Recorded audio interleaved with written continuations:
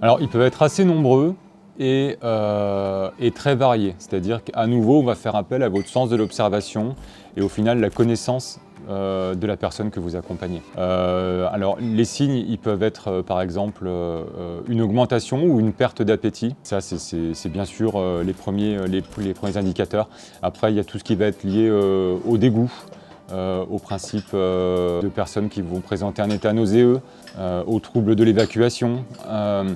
Tout ça, c'est autant d'éléments à surveiller et qui peuvent être des signes précurseurs d'un problème d'alimentation au sens large du terme. Il faut donc surveiller si c'est quelque chose de temporaire lié à un mal-être passager, une petite maladie passagère, ou si c'est un état plus durable, auquel cas là, il va falloir faire appel à un accompagnement.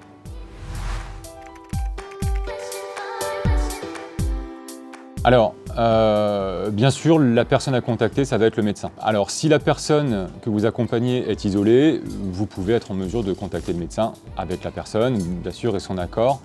Si toutefois, il y a des proches aidants qui sont régulièrement auprès de la personne accompagnée, en parler également aux proches aidants et faire en sorte de mettre tout le monde dans cette boucle, mais que finalement le médecin en soit informé.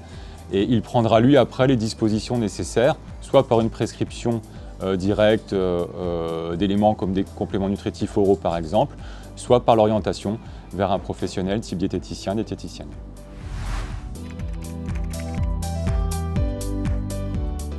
En tant que compagnon de vie, en tant qu'accompagnant au quotidien, vous avez un rôle important qui est celui de l'observation des comportements quotidiens de la personne que vous accompagnez.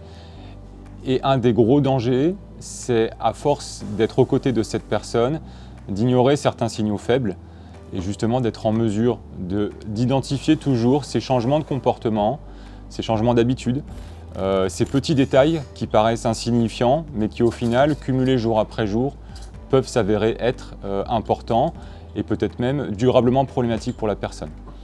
Ça veut dire que concernant l'alimentation, un des meilleurs moyens de pouvoir suivre la personne, c'est de noter sur un cahier quotidiennement ce que la personne mange à chaque repas. Alors sans forcément grammer ou être vraiment précis jusqu'à peser les aliments, mais en tout cas d'être en mesure de voir si la personne mange, je vais prendre un exemple, un bol avec une assiette de pâtes et un yaourt.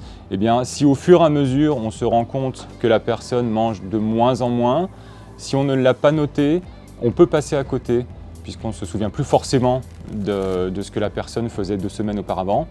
Par contre, si vous l'avez en note et que vous vous rendez compte qu'il y a une perte d'appétit progressive et des ingestats qui diminuent, eh bien, ça va vous permettre d'avoir ce suivi, d'avoir ce regard et donc d'ajuster et de prévenir les bonnes personnes.